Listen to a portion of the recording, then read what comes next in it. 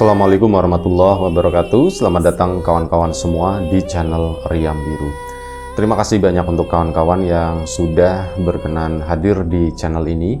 Apa kabar kawan-kawan? Semoga sehat selalu sekeluarga. Amin. Baik, kali ini ada satu cerita datang dari Mbak Herlina di Solotigo. Mbak Herlina menceritakan, atau Mbak Lina ya, menceritakan tentang satu pengalaman horor yang pernah dialaminya. Waktu itu kejadiannya sekitar tahun 2013. Mbak Lina sama suaminya, itu Mas Taufik, baru menikah dan mereka udah tinggal sendiri gitu ya. Maksudnya udah mandiri, jauh dari orang tuanya Mbak Lina, jauh dari orang tuanya Mas Taufik juga. Mereka sama-sama satu daerah gitu ya. Cuman untuk tempat tinggalnya itu lumayan cukup jauh. Dan pada suatu hari, Mas Taufik itu mendapat kabar, dan waktu itu harinya itu hari Sabtu. Hari Sabtu itu Mas Taufik libur, dan Minggu juga libur ya. Nah, ini ada salah satu kabar dari grup WhatsApp gitu ya. Dan di grup tersebut, di sosial media nyebutnya, mohon maaf ya, di sosial media, itu dapat kabar kalau salah satu kerabat dari temannya Mas Taufik itu kawan lama dulu sewaktu masih kuliah di Jogja, dan mereka itu deket banget, bahkan sampai detik itu. Nah, saat nikahannya Mas Taufik sama Mbak Lina juga orang tersebut datang. Ya, anggap aja namanya Mas Herman ya, keluarin lagi Mas Herman ya. Nah, ini si Mas Herman ngabarin kalau salah satu anggota keluarganya itu meninggal, yaitu adiknya. Ya, Mas Taufik karena merasa dekat gitu kan, dan ya lokasinya itu tidak terlalu jauh, ya lumayan jauh tapi nggak jauh-jauh banget gitu ya. Lokasinya itu di Magelang. Di situ dapat kabar itu siang hari. Adiknya Herman meninggal, adiknya Herman. Herman siapa Mas? Herman itu yang temanku yang di Magelang itu, yang dulu waktu nikahan datang ke sini yang orangnya gondrong, katanya begitu. Oh itu Mas, iya aku ingat. Mbak Lina juga masih ingat, iya adiknya meninggal. Ya Mas Taufik di sana gimana ya? Aku mau ngelayat, katanya gitu. Kamu mau ngelayat? Di mana Mas emang? Di Magelang, katanya begitu kan. Kamu mau ke Magelang, kata si Mbak Lina. Iya, aku mau ke Magelang. Ya udah aku ikut Mas, kata si Mbak Linanya. Dan padahal waktu itu Mbak Lina sendiri juga kondisinya itu sebenarnya lagi nggak enak badan. Yang belakangan akhirnya diketahuin kalau Mbak Lina itu lagi mulai ngisi ya, mulai hamil. Dan ya karena dipikirnya itu bukan apa-apa, maksudnya bukan bukan mau hamil atau gimana, itu enggak. Tapi dikiranya ya kayak meriang-meriang biasa seperti itulah. Dan akhirnya Mas, tapi aku mau ikut. Loh, kamu katanya ndak enak badan, kata si Mas Taufiknya. Yo Mas, aku ditinggalin di sini Mas. Ya sudah, kalau kamu mau ikut beneran buat temen jalan, katanya begitu. Ya udah Mas, aku ikut aja. Dan akhirnya setelah persiapan gitu kan, mereka pun pakai mobil sendiri ya. Dan akhirnya singkat cerita, sore hari setelah itulah segala urusan itu dikelarin, akhirnya berangkatlah mereka. Itu sore hari dari mana tadi, dari Boyolali ya. Dari Boyolali, Solotigo atau Boyolali, pokoknya daerah-daerah situlah ya. Nah, berangkat dari situ. Ini memang dibawanya itu santai karena Mbak Lina, Mas jangan cepet-cepet Mas, aku badannya lagi nggak enak gitu kan. Iya kata si Mas Taufik. Akhirnya berangkatlah sore itu, dan singkat cerita sampai di Magelang, di rumahnya Mas Herman tersebut itu udah malam hari, udah gelap. Cuman ya belum malam-malam banget. Ini sorenya jam berapanya nggak disebutkan. Sampai kesananya, ke tempat tujuan pun, ke Magelang pun nggak disebutkan. Jadi hanya disebutkan sore dan sampainya itu malam. Sampai di rumah duka di situ udah rame keluarganya Mas Herman itu, para tetangga dan yang lain-lain. Duh Mas, ini udah dimakamin belum ya, kata si Mas Herman, kata Mas Taufik dalam hati. Dan akhirnya ke situ nanya-nanya, oh ternyata belum gitu kan. Dan begitu sampai ke sana disambutlah sama Mas Taufik. Akhirnya sudah Mbak Lina sama disambutlah sama Mas Herman ya. Nah, Mbak Lina sama suaminya, sama Mas Taufik itu akhirnya masuk ke dalam situ. Mbak Lina sendiri itu duduk di pinggiran. Waktu itu dapatnya tuh di teras, karena di ruang tamu itu buat ya nyimpen jenazahnya waktu itu belum dimakamkan. Sempat nengok sebentar gitu ya, terus keluar lagi. Mbak Lina duduk di teras di sana. Mas Taufik pun duduk di teras di situ, dan Mas Herman nemenin kan di sana ya, ngobrol-ngobrol kenapa sakit. Mbak Lina itu nggak fokus ke obrolannya antara Mas Taufik sama Mas Herman. Dia fokusnya tuh ke ini. Badanku ndak enak, aku itu agak-agak sedikit mual gitu ya. Aku itu agak sedikit mual, kayak orang masuk angin gimana ya. Jadi yo pikiranku itu cuman nahan gimana caranya aku tuh ndak sampai muntah gitu. Kalau muntah, aduh repot kan, di situ rame banyak orang, nanti ngerepotin, diliatin orang juga, nanti takut orang jijik atau bagaimana. Lah sudahlah, aku fokus ke situ, nggak denger obrolan antara Mas Taufik sama Mas Herman. Sampai Mas Herman ya pun ngomong, Lin, diem banget gitu ya, kenapa, capek di jalan? Iya Mas, aku lumayan cukup capek, lagi nggak enak badan, kata si Mbak Linanya begitu. Lagian Taufik gitu kan, istrinya lagi gak enak badan kok malah diajakin. Wah, apaan, orang dia yang minta katanya. Ya sudah, kebenaran buat temen di jalan gitu ya. Oh ya sudah, lagi-lagi Mbak Lina itu nggak fokus ke sana. Nah, ini Mas Taufik sama Mas Herman itu ngobrol-ngobrol di situ kan. Ketemu ada satu temannya lagi.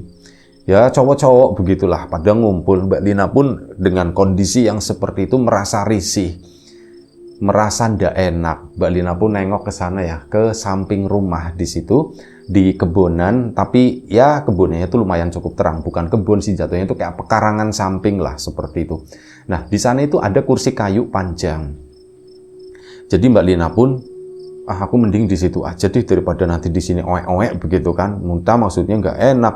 Akhirnya ngomong sama Mas Taufik, Mas, aku lagi nggak enak, tapi nggak apa-apa, kamu ngobrol sama teman-teman nggak apa-apa. Aku tak di situ ya, biar udaranya itu seger Mas, katanya begitu.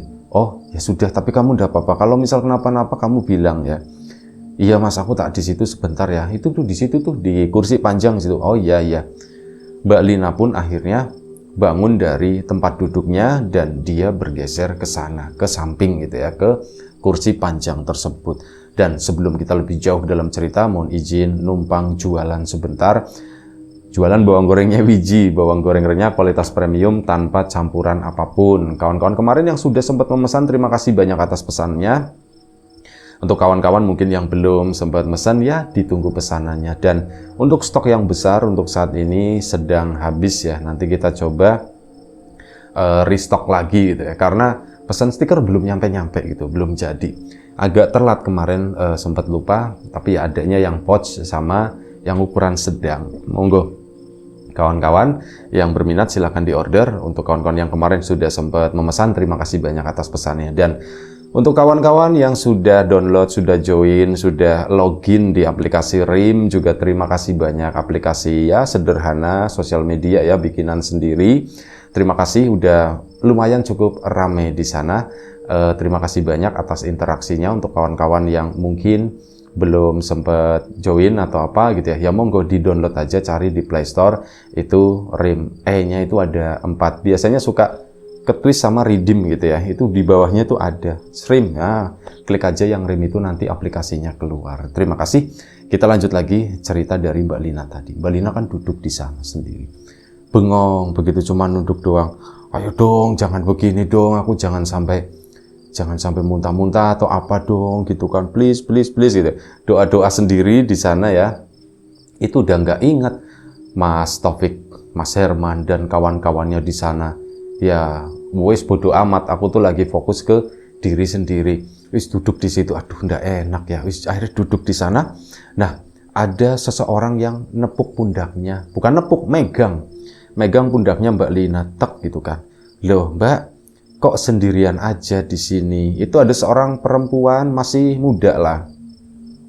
Usianya mungkin seusia Mbak Lina segitu, tapi lebih muda lagi. Rambutnya itu panjang, baunya itu wangi. Ya pakaiannya biasa, pakaian pada umumnya. Loh Mbak, kok di di sini sendirian, ditanya begitu. Iya Mbak, lagi ndak enak badan gitu kan. Tak temenin ya Mbak di sini. Oh iya ya Mbak, silakan gitu kan. Akhirnya sudah di situ si Mbaknya, Mbak dari mana? Ditanya. Oh saya dari Salatiga gitu kan. Dari Salatiga atau Boyolali wis lah pokoknya itu ya. Oh jauh ya Mbak, berarti ya Mbak dibela-belain ke sini Mbak. Iya saya sama suami. Jadi suami saya Mas Taufik itu temennya Mas Herman. Udah kenal lama dan mendapatkan kabar kalau adiknya tuh meninggal. Jadi Mas Taufik ya sebagai seorang kawan gitu ya, akhirnya datang ke sini. Nah, sayanya di rumah masa ditinggal sendiri gitu kan. Ya ndak maulah gitu, makanya saya ikut ke sini Mbak, wis tak bela-bela ini lah, mau meriang-meriang begini ndak apa-apa. Yang penting dampingin suami dan ya ikut berduka cita lah sama Mas Herman katanya gitu. Oh iya Mbaknya siapa ya Mbak? Ini Mbak Lina pun nanya, oh saya Wati Mbak. Oh Mbak Wati gitu ya. Tapi enggak, oh ya nanya Mbak Wati itu apanya Mas Herman? Ya masih kerabat katanya begitu. Oh begitu. Mbak, kayaknya Mbaknya itu deh, si Mbak Wati itu bilang ya, kayaknya bukan masuk angin Mbak. Bukan masuk angin. Maksudnya gimana Mbak? Mbaknya itu lagi ngisi, kata si Mbak Wati itu begitu. Hah? Masa sih Mbak lagi ngisi Mbak? Nah, jadi begini Mbak Lina sama Mas Taufik itu memang menunda gitu ya. Jadi keluarga berencana lah seperti itu, direncanakan. Jadi lagi masa penundaan. Mbak Lina pun, masa iya sih? Jadi Mbak Lina juga sebenarnya sebelumnya tuh sempat kepikiran, jangan-jangan begitu ya, tapi kepintas begitu aja. Dan itu bukannya takut atau gimana, waduh nanti jadi gimana, enggak. Kalau jadi ya alhamdulillah gitu kan. Ini kalau memang enggak jadi ya berarti sesuai rencananya mereka berdua. Nah ini tiba-tiba si Mbak Wati ngomong seperti itu, masa iya Mbak? Iya. Mbak Lina ini baunya itu beda, baunya itu wangi Mbak, wangi pandan, katanya seperti itu. Ini anak mistis juga nih gitu. Perasaan aku ndak pernah pakai parfum pandan, aku juga lama nggak makan pandan. Kok tiba-tiba ngomong aku baunya itu wangi pandan? Tapi sama Mbak Lina pun ditangkap, masa iya Mbak gitu Mbak? Iya beneran. Mbak Lina itu baunya wangi gitu ya, baunya pandan, kayak luwak dong Mbak gitu, dibilangnya begitu. Ya ndak seperti itu, wanginya beda Mbak, katanya gitu ya. Oh begitu ya, asem, aku dikirain disamain sama luwak gitu ya. Sudahlah ndak apa-apa wis. Toh Mbak Wati ini juga udah nemenin aku katanya, Mbak sini tak bantu tak pijitin gitu. Kebetulan banget memang di daerah tengkuknya Mbak Lina itu lagi tegang. Mbak Lina itu mau menolak, tapi yo sayang, nggak nolak yo nggak enak gitu ya. Dan Mbak Wati pun udah nggak apa-apa Mbak, sini tak pijitin sedikit aja gitu ya. Cuman di bagian sini aja kok, bagian tengkuknya katanya. Oh bagian pundak sama bagian ini ya, bagian tengkuk. Dan akhirnya Mbak Lina pun mengizinkan gitu. Oh Mbak tapi nggak enak Mbak, nggak apa-apa sini. Mbak Wati pun berdiri. Mbak Lina itu masih posisi duduk, itu di nyet. Itu katanya enak banget pijitannya. Mbak enak Mbak katanya. Sudah, enggak apa-apa, dinikmati aja kata Mbak Wati ya. Saya biasa mijit Mbak, katanya begitu ya. Biasa mijit, Mbaknya maksudnya tukang pijit atau iya saya itu ya usaha saya memang begitu. Sampingannya itu Mbak suka mijitin tetangga, ibu-ibu atau mbak-mbak yang lain katanya gitu. Oh pantesan Mbak mijitnya tuh enak. Ini sih tangan-tangan udah terlatih, kata si Mbak Linanya. Itu enak banget katanya, bener-bener tangannya yo anget, tekanannya pas, nyaman dipegang itu gleser gitu. Itu tuh enak banget. Mbak Lina pun menikmati di situ gitu ya, sampai nunduk-nunduk begini. Mbak, kalau aku tidur gimana Mbak? Ya sudah apa-apa Mbak, kalau tidur enggak apa-apa. Cuman ya hati-hati nanti kejengkang kata, soalnya nggak ada sendirannya. Oh iya Mbak. Akhirnya dipijit begitu kan. Nah begitu dipijit, Mbak Watinya itu kayak ngide, Mbak mending duduknya itu jangan di sini. Di situ aja tuh Mbak, ke sana. Itu agak sedikit ke belakang lagi ke situ. Nah, di sana itu ada sofa-sofa kan itu tadi dikeluarkan ya. Nah, di samping itu ada sofa yang dari ruang tengah itu dikeluarkan di sana. Ya posisinya lumayan cukup gelap. Mbak Lina sendiri kan pakaiannya hitam-hitam berduka seperti itu ya. Jadi oh iya di sana aja. Ya sudah Mbak, tapi enggak apa-apa Mbak. Dalam hatinya Mbak Lina nanti mau tak kasih gitu kan, mau tak kasih tips lah. Dan akhirnya sudah, Mbak Lina pun pindah ke sana sama Mbak Wati tadi. Dipijitin lagi di situ, enak banget. Mbak mau sambil posisi tiduran atau bagaimana? Aduh janganlah Mbak lah, enggak enak katanya gitu kan. Oh ya sudah, sini tak pijitin lagi ya Mbak, nyet begitu kan. Itu bener-bener enak banget sampai apa? Mbak Lina itu ketiduran, blek tidur, bener-bener tidur pules dan bangun-bangun itu dibangunin oleh Mas Taufik. Lina, bangun katanya gitu kan. Mbak Lina pun bangun. Mas, loh, Mbak Watinya kemana katanya gitu kan. Mbak Wati siapa? Tadi aku ditemenin sama Mbak Wati. Aku dipijitin sama Mbak Wati. Si Mas Taufik kan diem aja. Kamu dipijitin? Iya, aku dipijitin sama Mbak. Yang bener katanya. Iya Mas, bener Mas. Emang kenapa Mas? Kamu udah selesai atau bagaimana? Ini jam berapa sih Mas? Ini udah jam 9 malam kata si itu. Jam 9 malam. Terus nanti kita pulang atau gimana Mas? Gimana ya? Ya kita jangan pulang ke sana lah. Kita nanti nyari penginapan aja kata si itu ya.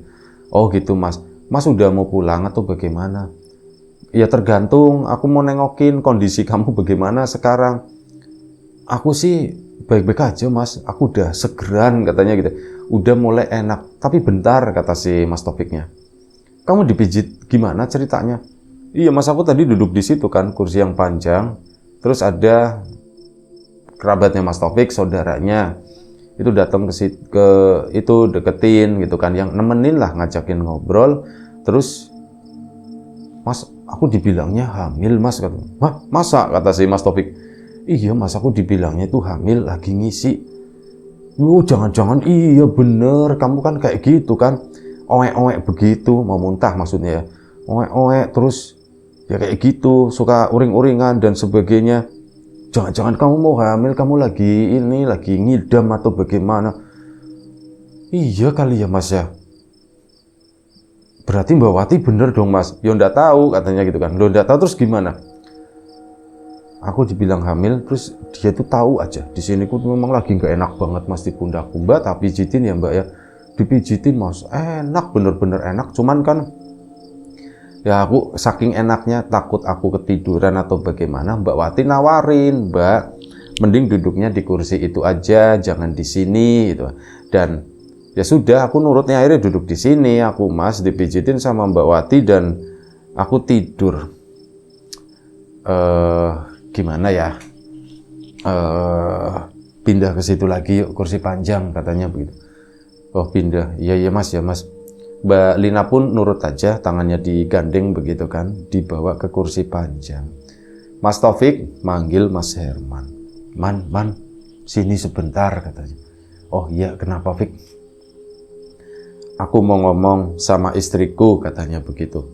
Oh iya. Iya Lina mana gitu kan? Itu di situ. Di situ. Akhirnya apa? Mas Herman pun ke sana, melipir sama Mas Taufik. Iya kenapa? Man, tadi bentar. Aku mau nanya dulu. Ini maaf ya Man ya, maaf ya. Iya kenapa? Nggak apa-apa. Kamu ada kerabat namanya Wati enggak?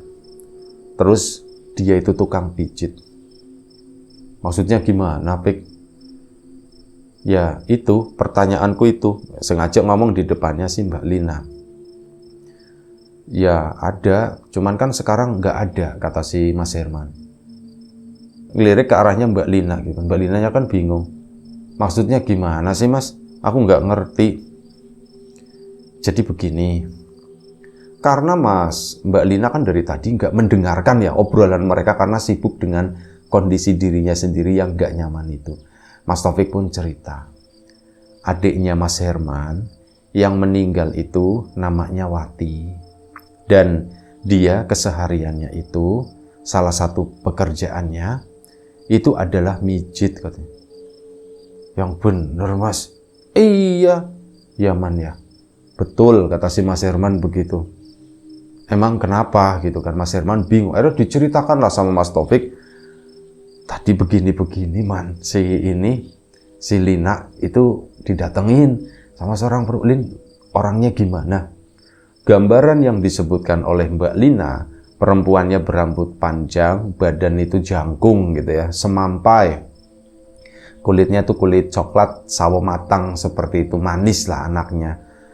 Itu adalah gambaran persis dari Mbak Wati yang sekarang terbaring di ruang tamu di sana, belum dimakamkan.